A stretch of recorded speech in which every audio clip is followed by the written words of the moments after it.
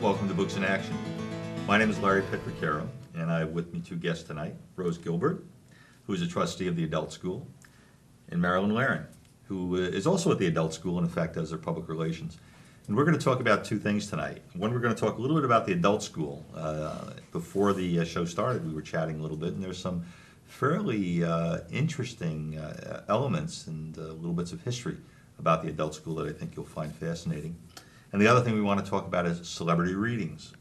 This year, the Adult School is celebrating its 75th anniversary, and one of the fundraisers that's going to be taking place on March 31st, March 31st, is celebrity readings. And we're going to talk a little bit about that, who's likely to be there, and sort of what that means.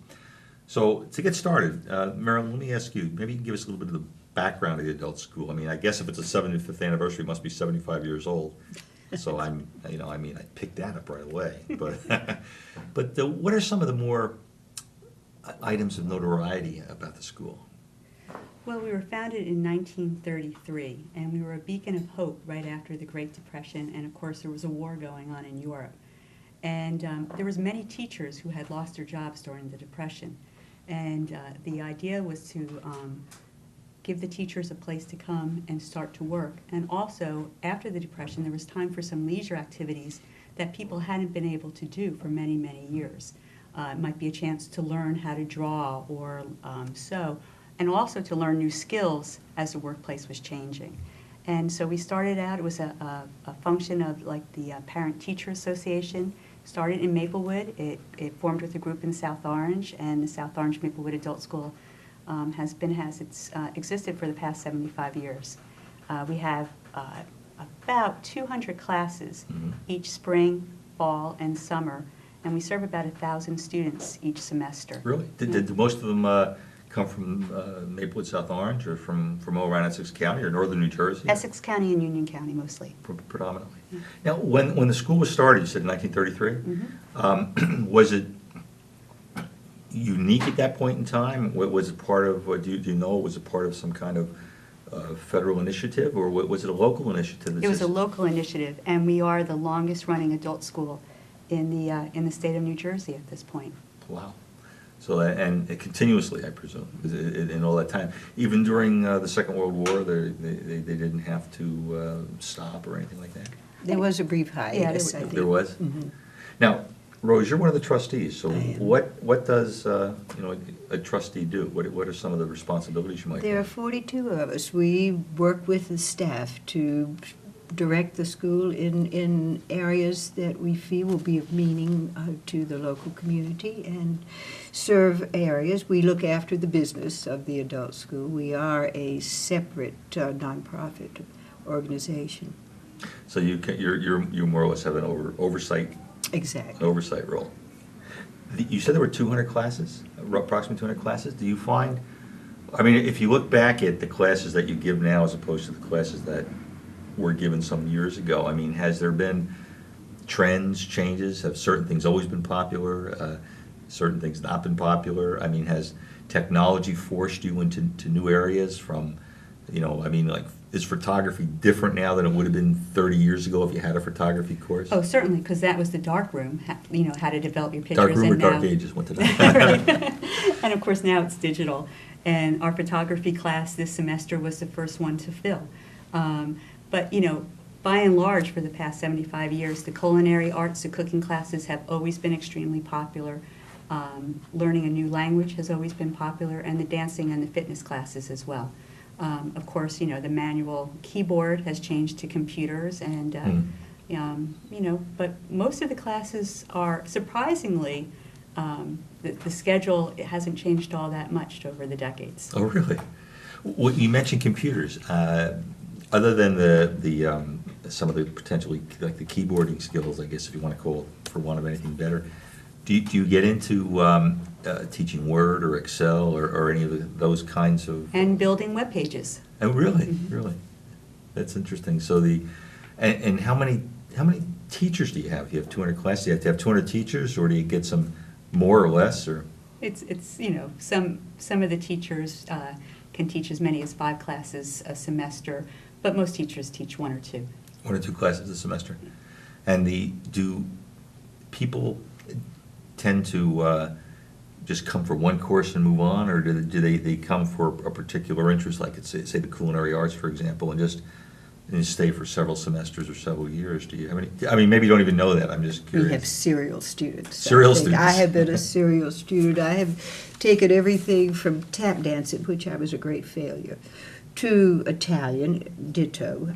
I had a better time in French. But it's here, and there's so many opportunities. If you're a curious person, there is a lot to delve into. When you mentioned Italian and French, how many languages do you have classes for? Do you recall? We have, this semester we have Spanish and Italian. Just Spanish and Italian. Now, you mentioned earlier that before the show started, I think that you have some lecture series. That's our number one class out of all the almost 200. The number one is it's named after one of our most important members of the adult school, Eva Samo. It's the lecture series, and that has changed. It's very carefully dovetailed into the times and the areas that affect our lives today. And this particular one is a retrospective of the last 75 years as we are observing our anniversary. This particular lecture series. Mm-hmm. What have been some of the other topics that you've dealt with? We have looked into terrorism. We have looked into the change with electronics coming into the home. It keeps a pace of what's going on in the outside world. And does this get directed by the board of directors? You keep tabs on, or try to have input into as you see these trends or things changing, or what you think might serve? We have a curriculum committee that feeds ideas because our directors and our staff are out there with fingers in lots of pies, and so they bring back That must be the ideas. culinary art you're talking about. Absolutely. The lecture series is named after this lovely woman from Maplewood who has been with the adult school for 45 years. Wow. And it's been her love of lifelong learning that has really inspired the adult school for just about half a century now. So a while back, the lecture series was named in her honor, and Eva is very much involved in the selection of the lecture topics and also the people who come and speak to us. The distinguished speakers this semester alone, on March 24th, we're having the op-ed columnist of the New York Times, Roger Cohen, come and speak, and we're very excited about that. And Yeah. those are on Monday nights at 7:30 here at Columbia High School. Yeah, I actually have been reading his column on the internet, and I kind of like his style. Kind of interesting. Now, who is it named after the lecture series? Is it somebody here in? Eva Samo. And she's Eva 45 Samo. years. She's Yes. been on the. And is still as full of ideas and energy as ever. Are there any thoughts about what some of the other lecture series might be? I'm sure they're in the works. I'm sure In the they're works doing on someplace, okay. But as part of our 75th anniversary celebration, when we have our celebrity readings on March 31st, which will be at the South Orange Performing Arts Center, Mhm. we're going to be having a post-performance gala at SOPAC, and that's going to be honoring Eva for all her work that she has done over the past years. And we've actually even started a new endowment fund in her honor to continue this lecture series and allowing us to bring in these high caliber speakers. I should think that would be popular, just to have that opportunity to bring people in who have that kind of notoriety. The teachers and instructors in the adult school, do they come from local high schools, colleges, or are they just people that might be proficient in whatever it is they're teaching, or how do they? All of the above. Okay. We brain and talent drain from wherever we can find them, and it's an excellent resource. And we're in a community that, as with our celebrity readers, we're blessed with so many Broadway and off-Broadway stars that we are able. That's why we have it on a Monday night, because the New York theaters are dark on a Monday night. Is that why they're here? So we could get them to come and perform for us. Yeah, I do want to talk a little bit about that, because that's kind of really kind of fascinates me. May that I you're able show to my draw out. poster? Absolutely. We have 4 wonderful readers this time. It's intriguing to me. You, of course, being a book person, know that. But to see an empty stage except for perhaps a chair, maybe a lamp, and a vase of flowers. I think people never get tired of being told a story. And here is a big stage, a reader, and it's rapt attention. They do it so well. Yeah, I went to celebrity readings a couple of years ago, and I'm not sure how many now, but was really fascinated by what they could do in terms of using that voice to either evoke emotion or to just make it worth listening to. You know, the way they did it, it was just just taking that written word and breathing life into it in a sense. I mean, it was kind of I found that kind of intriguing. Well, we have top actors doing the readings for us. They're volunteers. They're very kind to give us their time and talent. And these are trained. We've got a Tony winner, an Obie winner. We've got top award winners. And they're all local. Generally tend to be local. With the exception of Isaac Sheffer, who comes out of New York. He, of course, has been the host of Selected Shorts, the NPR program that is the inspiration for our celebrity readings. He kind of gave us the idea and told us to run with it, as long as we didn't call it Selected Shorts. How long has it been going on, celebrity readings? This is our fifth. Well, the fifth one. Mm-hmm. And so about 5 years ago, is that Isaiah Sheffer? These are our readers. Now, he was here taking part in one of our classes, which was about humor. Really? And, of course, so many people go in to hear the Selected Shorts or hear him on NPR that we decided we would adopt the idea as our fundraiser. And he came all the way from New York to go All to the the way adult from school? New Or York. to, that's, at least it's got good public transportation, I guess, to get back and forth. Does it say what they're going to be reading? Or do you know what they're going to be reading yet? Someone knows. I do not. They pretty much choose what they want to read, although we have a director, Emily Zacharias, who is a trustee and an actress and is going to be the MC of the celebrity readings, and she kind of makes suggestions. Now, this is on the 31st of March. It's on the 31st of March, Monday night, the reading first, and then our champagne-drenched gala. Now, maybe you could just give us a little bit of an idea of who there'll be 4 readers? There'll be 3 readers, Three and readers, Emily and Emily Zacharias Zacharias. is our MC, our hostess. We have Andrew Brower, who is a 2-time Emmy winner. People may remember him from Homicide, Life on the Street, that show, which he was probably inspired People magazine to name him one of the 50 most beautiful people in the world. So we have Andre reading. We also have Norbert Leo Butts, whom I can almost not say without laughing because I have seen him. He lives locally, and he's very generous with his talent and his funny bone. He did Dirty Rotten Scoundrels and walked away with a Tony and 3 or 4 other awards for that. And they have roots in the community, children in the school system, or? Yes, with the exception of Isaiah, who's coming to us from New city, York. yeah, Mhm. right, okay. Who have been some of the other readers in years past? I made a list Okay. because we are blessed in this community with a great deal of talent. We've had Jim Rebhorn, whom I saw knocked my socks off in 12 Angry Men a year or so ago. And Norbert Leo Butts has read for us before. Christine Ebersol. Oh, she's in Grey Gardens, I think, right? She was Yeah. indeed. Or she was, maybe they closed the show. I don't know, Fabulous yeah. show. She's on Yeah. to something Actually, else we did see now. that. Did see that. Mark Jacoby, Suzanne Douglas, Kelly Bishop. As I say, we have a rich vein of talent. Yeah, I think these 2 towns are kind of known for arts and so forth. So that is kind of interesting. We're going to have to take a break, and when we come back, I'd like to talk a little bit more about the celebrity readings, so maybe some of the more interesting ones that you've been a part of. So if you'll stay with us, we'll be back in a minute.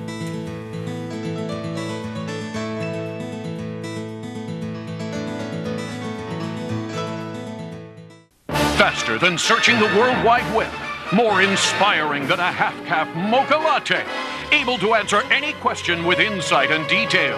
This superhero of knowledge can find the answer to any question no matter what the problem.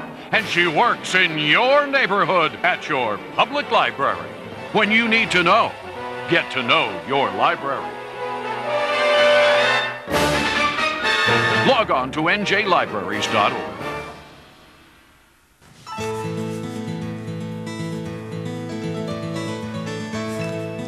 Hi, and welcome back. I'm here with Rose Gilbert and Marilyn Laren. We've been talking about the adult school, and we've been talking about celebrity readings. We were last talking about celebrity readings, and one of the reasons for the celebrity readings is to fund some of the programs that go on in the adult school. So maybe we can jump back to the adult school for a little bit. And one of the things you mentioned is that it's 75 years old. It was started, I think, in 1933. We still have someone who's been on the board of trustees for like almost 50 years, 45 years or so, and that you still teach culinary arts. But the school itself, by virtue of, I think you said it's the oldest adult school in the United States. I mean, does that make it unique? What are some of the reasons for its longevity? I think part of it is just that this is an area that's just hungry for knowledge. And certainly, I think the adult school has done a good job for a very long time in bringing interesting topics and trips and lectures here for people to enjoy and to learn from. The adult school was, a few years back, had a wonderful opportunity to go down to Washington, D.C., where they were named a Living Legacy. It was Really? part of the celebration for the millennium. And we were the only adult school in the entire country. Many other local living legacies were brought to the Library of Congress and enshrined there, and our board of directors was able to go. And we have that, our lifelong learning, a living legacy, something we were very proud of. Oh, and you have every reason to be proud of it. I mean, that's there must be a lot of schools in this country, and for us to be picked out to be memorialized that way, that's pretty neat. Now, you also mentioned you do trips and so forth. So besides the classes you teach and the lecture series, what are some of the other aspects or more important things about the adult school that maybe we in the community don't even are aware of? Well, one of our most exciting new classes that we're offering is called College for the Day.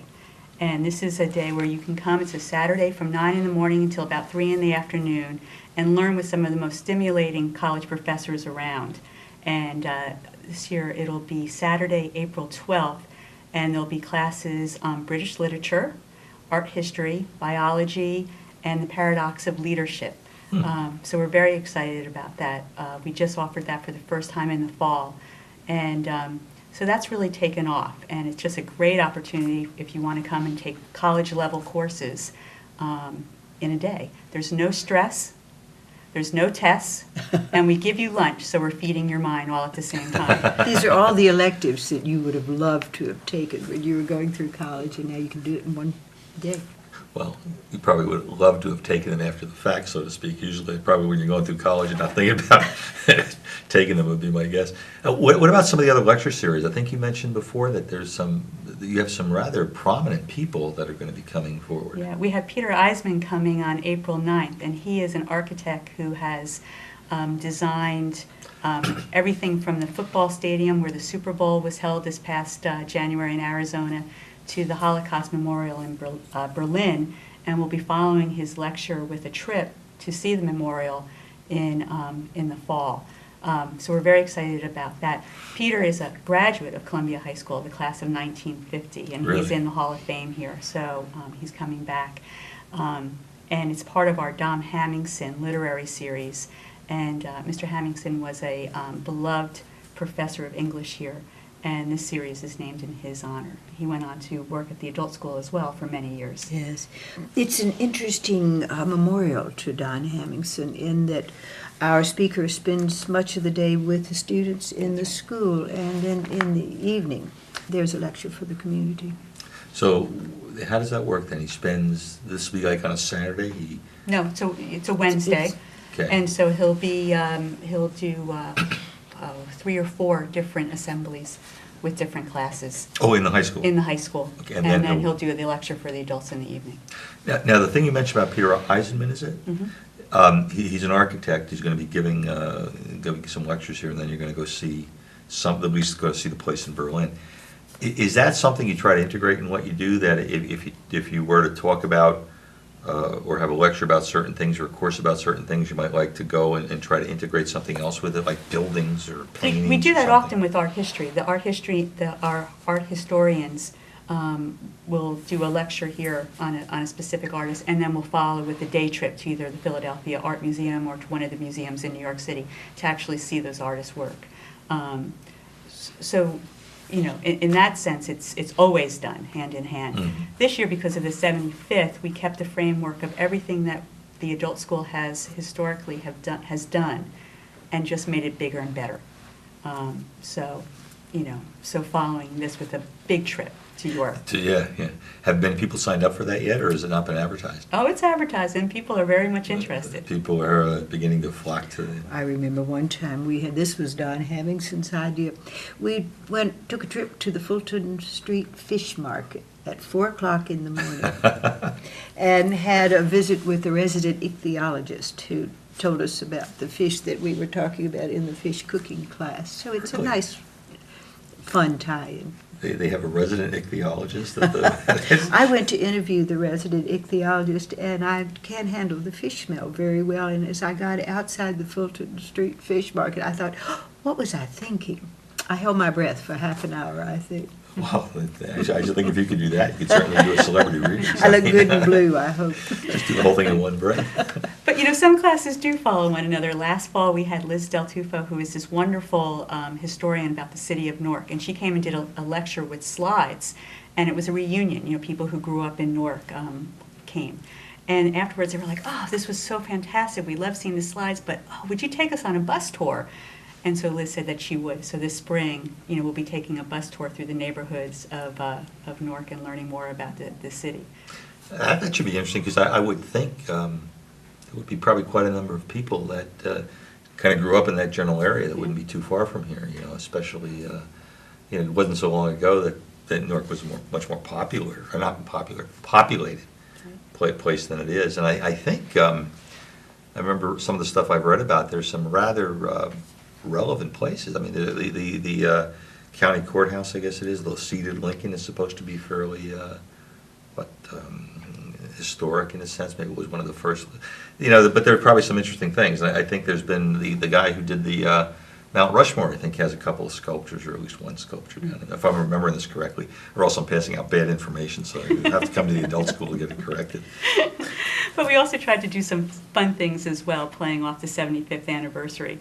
And one, of course, is that the 75th is historically the diamond anniversary. And so we have some diamond events, including going to and learning more about Yankee Stadium, which will be the last year, I think, that it's being played in. Get it? Yeah. Diamonds, yeah. Right. No, got And that. then also Duck Suit was released 75 years ago, the funny Marx Brothers Okay. film. And so we'll be having a screening about that film, and then also a film history lesson about that. Are you going to be able to integrate that with the culinary class at all, or not? No, We should. Just a thought. Maybe a we bad should one, but get just you a- on the board, Larry. I like your Just ideas. thinking the same thing, yeah. Well, but, you know, all those things sound really interesting, and this is all some of the things that the celebrity readings helps to fund, or helps to make possible, I guess. That's right. We also have a very active Friends Association of givers as well, donors that are very gracious with their, and generous with their contributions. Friends of the Adult School. You know, if you were to guess, could you put a figure on how many people have come through the Adult School in the last 75 years? How many do we have a semester? I mean, you know, it's A hundreds, thousand, close to 1,000. and then we have the summer program, which has been a gift to the community as well. Oh, maybe you could explain a little bit about Yeah, that. well, in addition to the classes for the adults, we have an ESL, English as a Second Language, and preparation classes for the GED exam. Those classes are free. Those are funded through a grant, a federal grant, and also funded through Celebrity Readings, which allows us to do that. More than 500 students take those classes each semester, representing 50 different countries. Wow. And finally, in addition, we have a summer community program for children entering grades 1 through 9, and close to 1,500 children and teens come to the enrichment and creative arts camp that we have. And that will be June 30th to July 25th this year at South Orange Middle School. So, well, that's interesting. So the adult school functions in more than one location? Yes. Not just here at Columbia? Right, also at the middle school. Which one, just the South Orange Middle? And we have some classes off-site as well. But the summer enrichment program for the children is an interesting one, because not only are we giving enrichment for the children, who attend the camp, but we hire teenagers from the high school to be our yellow shirt counselors, so we're providing employment to them. And then also the teachers, the counselors who are actually doing the classes, are all certified teachers from the local district. So we're providing summer employment for teachers as well. Well, that's quite commendable, I guess, to say the least. Through the history, the adult school has been behind the scenes in many efforts that make our communities a really nice place to live. We were an impetus for bringing the First Night program here, for instance. Oh, yeah. Well, it sounds like then a very significant focus of the adult school is community service. I mean, that's kind of at least the message I'm getting from you. And that's true. We're a great asset to the community, Yeah. I think. Yeah. Well, let's talk a little bit more about Celebrity Readings before we have to close up.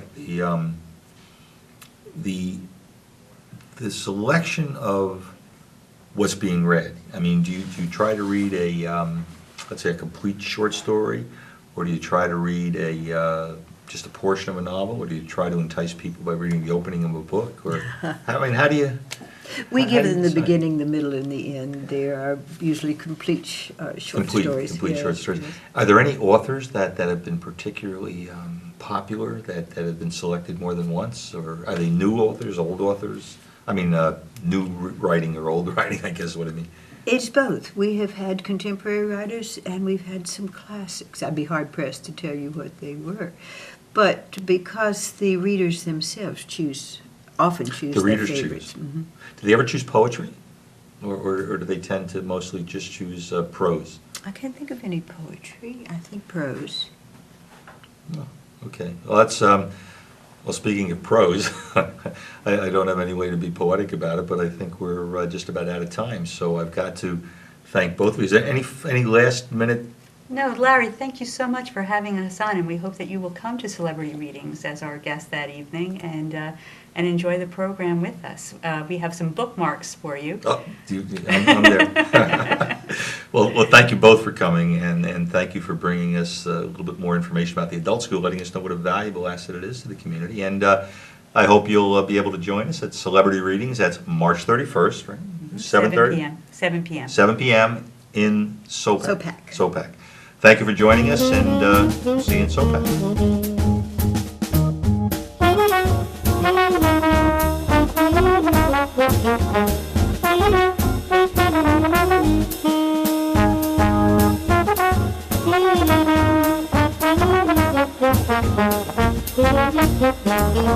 Thank you.